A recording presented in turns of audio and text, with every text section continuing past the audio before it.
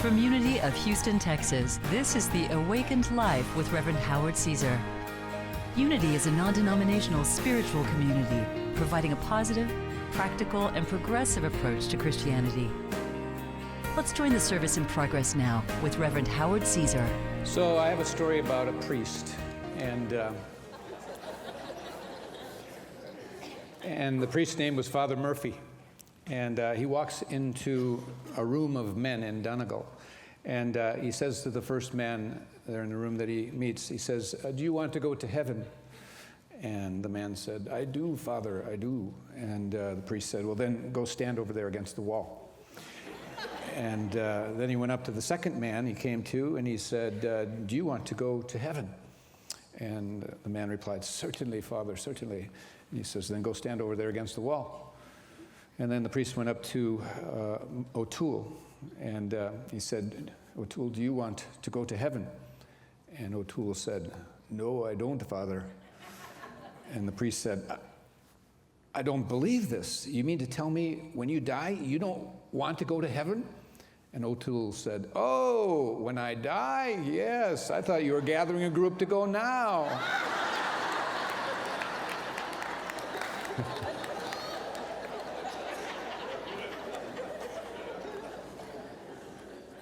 So we in Unity don't see heaven only as like a geographical place as it's seen in tradition that you kind of go to after you die. We see heaven as something that we integrate into our lives here and now based on consciousness, and that there are states of consciousness that have elements of heaven. And we play a role about bringing heaven on earth.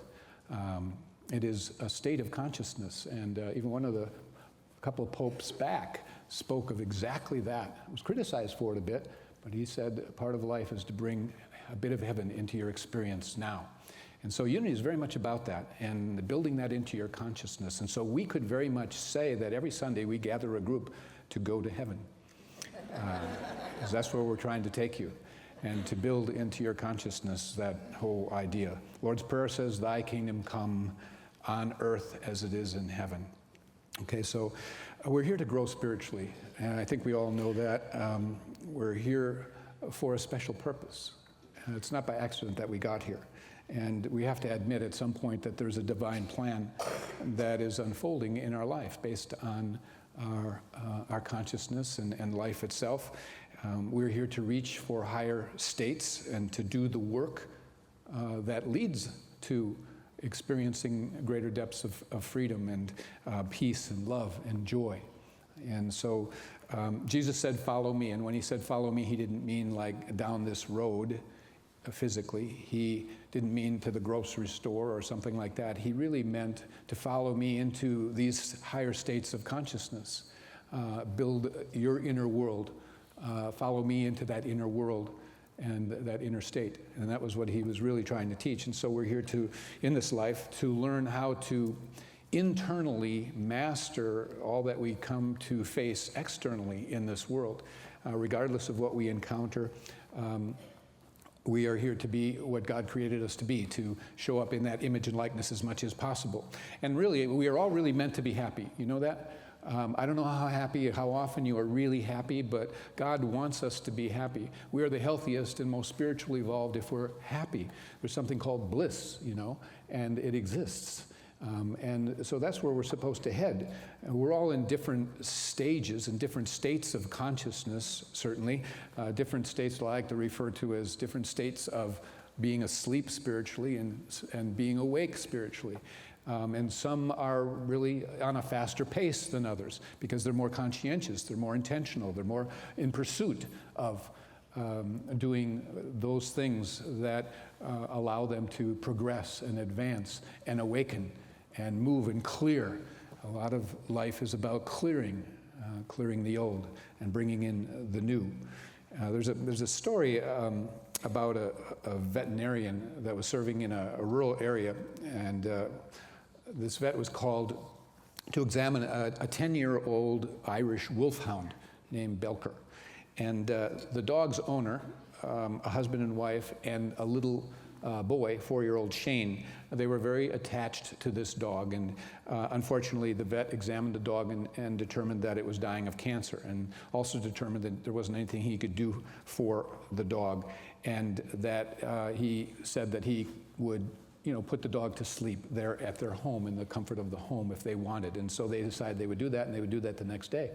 So the next day they came, and the parents said, we'd like Shane, our 4-year-old, to be part of this. He might learn something, and it'd be closure and so forth. And so, okay, the vet was fine with that. And so Shane seemed very calm as they gathered around, and he was petting the dog as, kind of his last moments with him. And the vet wondered if the little 4-year-old really knew what was going to be happening here. But in a few minutes, the dog slipped away peacefully. And little boy seemed to accept this without any difficulty. And then the adults started talking and chatting about the sad fact that animals' lives are shorter than human lives. And little Shane, the 4-year-old, was listening to this, and he piped in and said, I know why. And he said, people are born so they can learn how to live a good life, like loving everybody all the time and being nice, right? Well, dogs already know how to do that. So they don't have to stay long.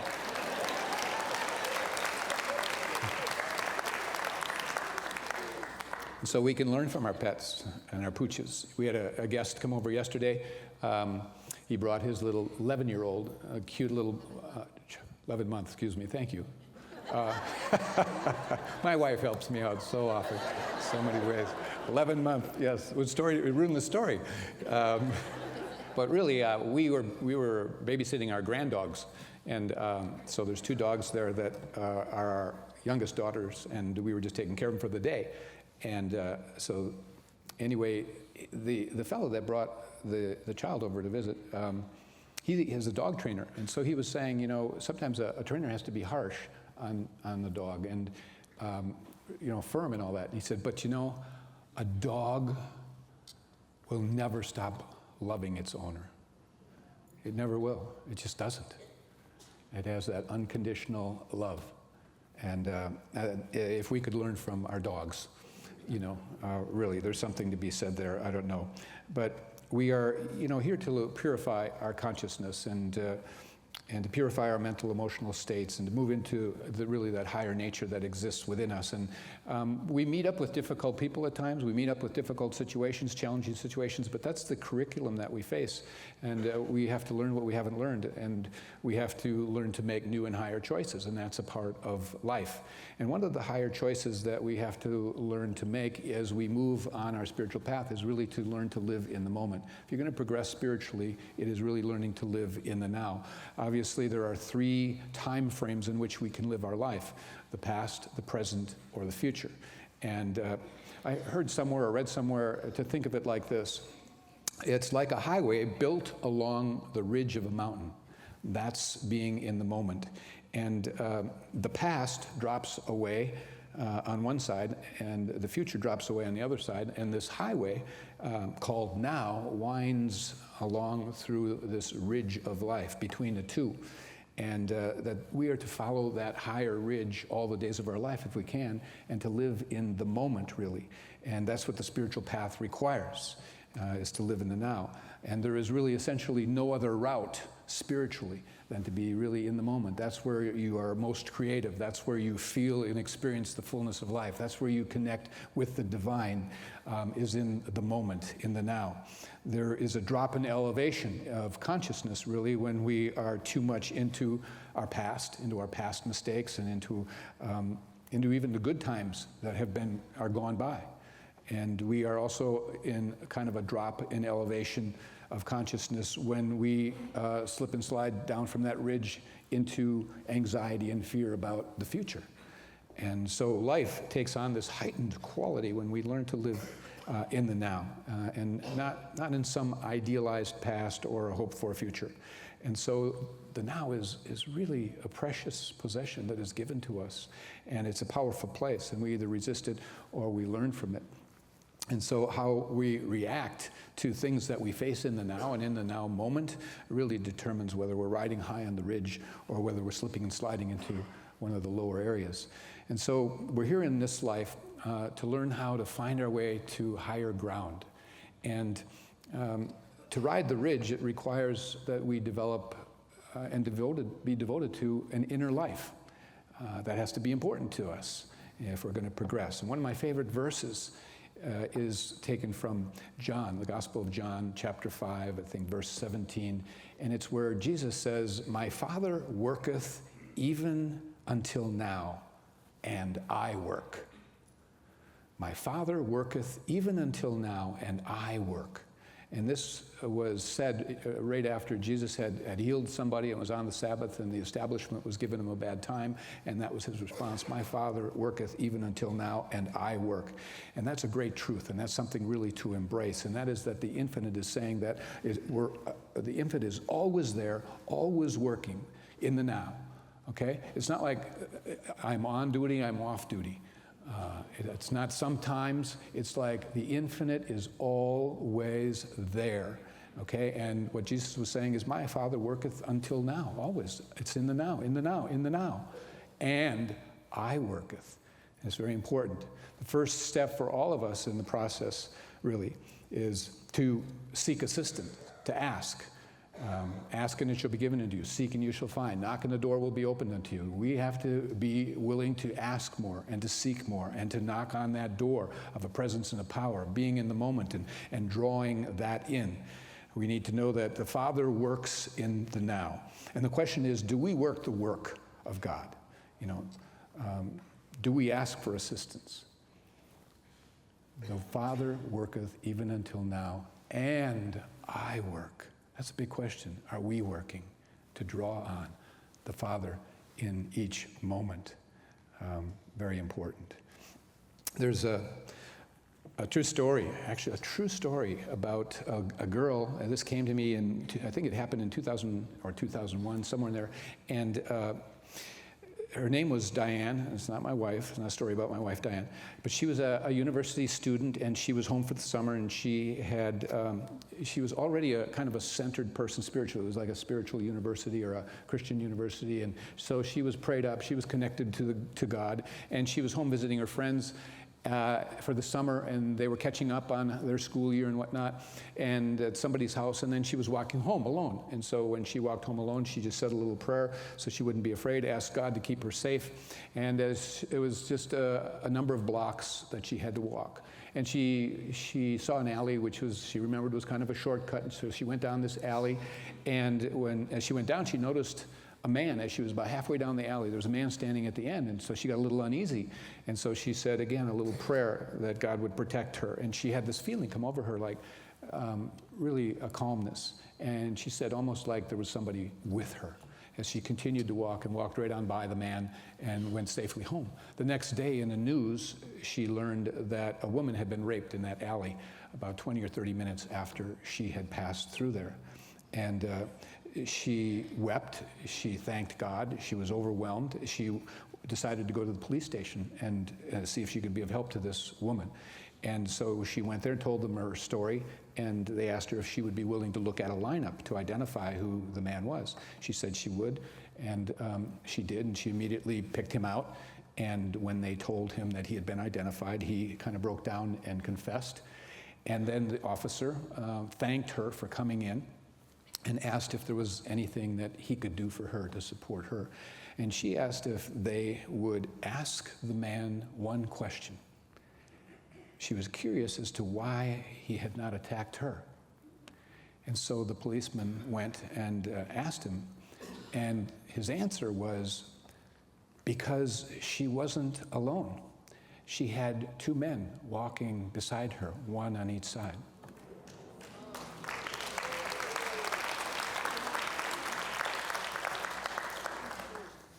So she could really probably say, my Father worketh until now, and I work.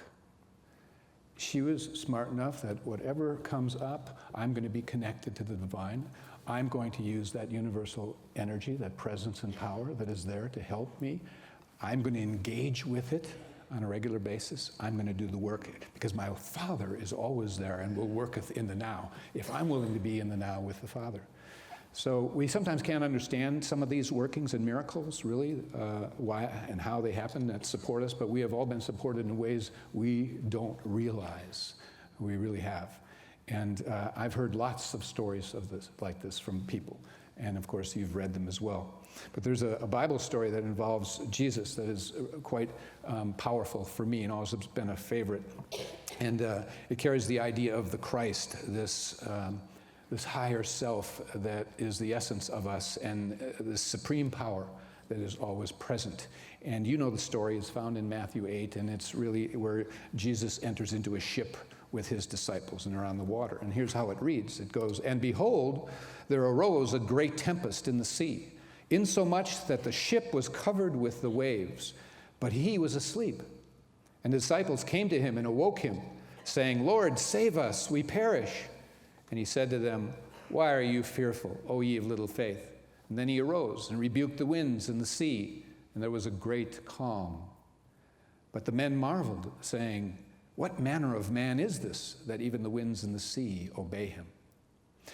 Now, we can look at this story in two ways. We can look at it literally, that there was a real storm, there was a real ship, they were on the water, and they actually had the ability, which we do not understand, to calm the seas.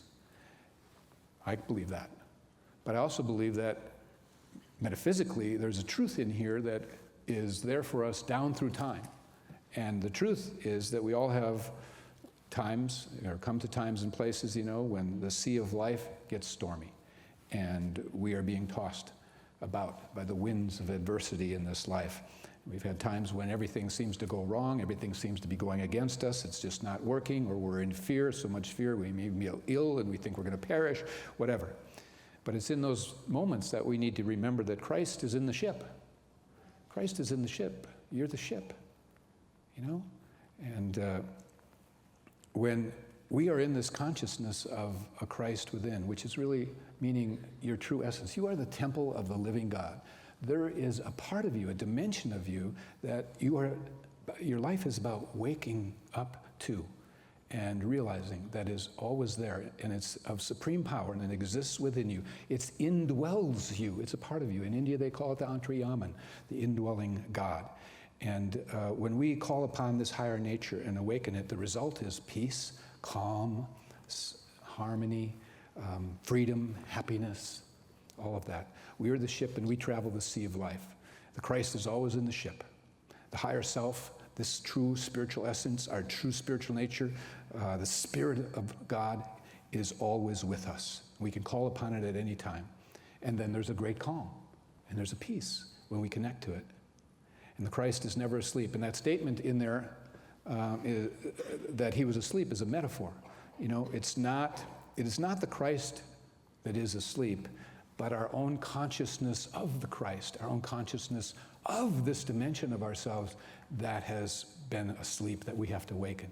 Christ isn't sleeping, we're asleep to the fact that it's there to access, you see. And so we may go through a storm and be fragmented mentally, and we may have a fractured body, but we do not have a fractured spirit.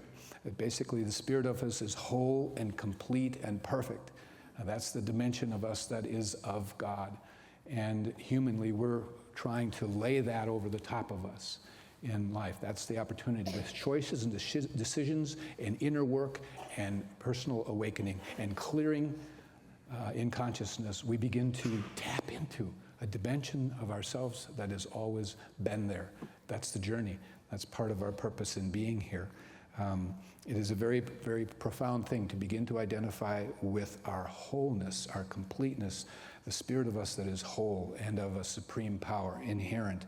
There's a shift in the field of energy that takes place when you begin to identify with that dimension of you which is of the divine, living and moving and having its being within you. Jerry Jampolsky, for many years, had what was called the Center for Attitudinal Healing. It was in Tiburon, California. And he worked with kids who were diagnosed with terminal illnesses.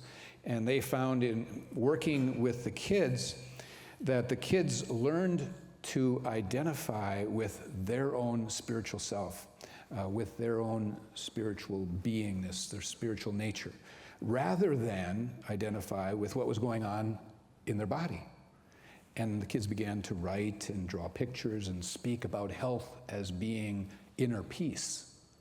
That basically they just needed to get to inner peace, and that was basically health and true health. And that they could have this kind of health regardless what was going on in their body.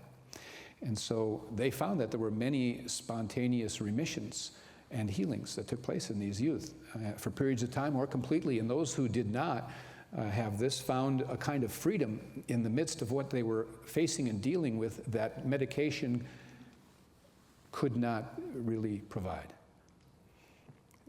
There's a passage in Thessalonians that says, "For you are all sons of light. Walk as children of light. For the fruit of light is found in all that is good and right and true." Jesus said, "I came that you might have life and that you might have life abundantly." Jesus said, "I am the light of the world. You are the light of the world. Let your light shine." It's all about light. This light actually is a part of that higher dimension in you, that you are to shine on into the world and shine into the cracks and crevices of darkness that exist. That part of you does not sleep. You have to awaken it. Robert Fulghum tells a story about himself. Now, Robert Fulghum, some of you may know, he's an author, philosopher, minister, teacher. Anyway, when he went to college, there was a class that he took, and he was very interested in what the meaning of life was. He was a little bit of a rebel-y guy, but it was like challenge. And so at the end of the class, many times the professor would say, "Are there any questions?" And he would raise his hand, and the professor would say yes, and he'd say, "What is the meaning of life?" And it was at the end of the class, so everyone would laugh, the students, and they would gather up their books and leave, because it was like, you don't ask a professor, "What is the meaning of life?" as you're heading out the door. So anyway, when he was in his 40s, he became aware of a man named Alexander Papaderos. And he was a Greek descendant, and he had been raised on the island of Crete. And this man, when he was a young boy, he watched his older brothers fight German paratroopers when they were trying to invade the island. And as a boy, he was very troubled by this. And as he grew into adulthood, he studied peacemaking on the planet and had a work around that. And he actually built a monastery between two cemeteries. One was a cemetery for all of the paratroopers, German paratroopers that had died, and then the other cemetery were all the Cretan boys that had died. And anyway, he would invite world leaders and others to study the practices of peacemaking at this monastery place that he had created. So Papaderos was a man that Fulghum came to know about and thought highly of him, and he was going to be teaching a 2-week class. And so Fulghum went to attend it, and he just thought it would be a great honor to be in his presence, because he was an old man now, elderly. And anyway, at the end of the 2 weeks of this course, Papaderos looked out at the class that he had taught, and he said, "Are there any questions?" And Fulghum, hemmed and hawed a little bit, and finally put his hand up, and the professor said, "Yes, what is the question?" And Fulghum said, "Dr. Papaderos, what is the meaning of life?" And so there were a few people that laughed and started to gather their books. And the professor said, No, sit down. I would like to answer that question as best I can. And he said, "When I was a young boy and the Germans were invading, and I watched my older brothers go off to fight, it was so strange to see one young man fighting another young man who just as well could have been a friend or brother. I couldn't understand all this as a young boy. One day I came around the corner where a paratrooper had been ambushed on his motorcycle, and the bike was crashed. And what was left were bits and pieces, but I found the rear view mirror, and it was broken up some, but I found the largest piece remaining of that rear view mirror. And I went to a rock and I filed it and rubbed it down to get it into as perfect a circle as I could. And with that circle of the mirror, I began to play with it. And I found that if I held the mirror just right, light would reflect off the mirror. And the light would hit the mirror, and then I could aim the light, and it would go into crevices and crannies where it was dark. And I began to recognize that that was my purpose in life.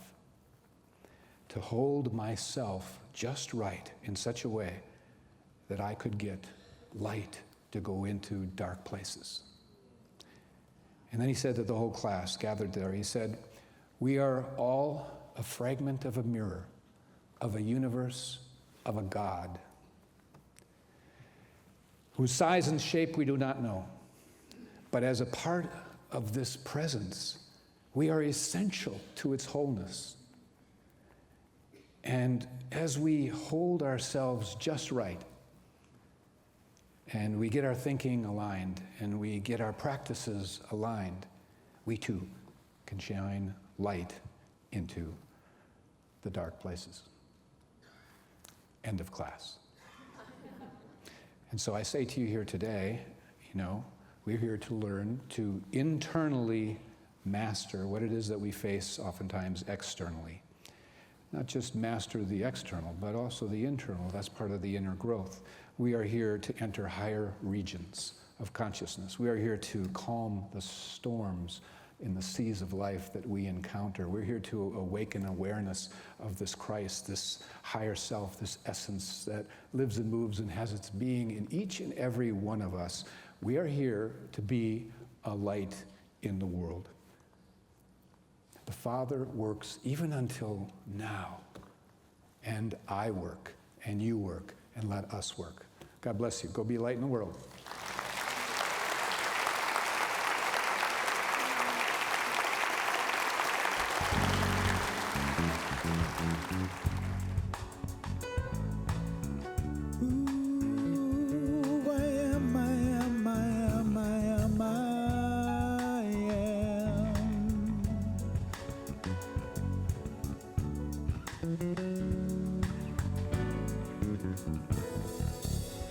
An angel asked me, do you know who you are? The question and the answer is not very far. The song of the sages, the knowledge of the ages is living where you reside. You have the key that unlocks the door to enter in that sacred place you haven't gone before, where deep meets deep, soul to soul. Feel that connection as the truth unfolds. I am.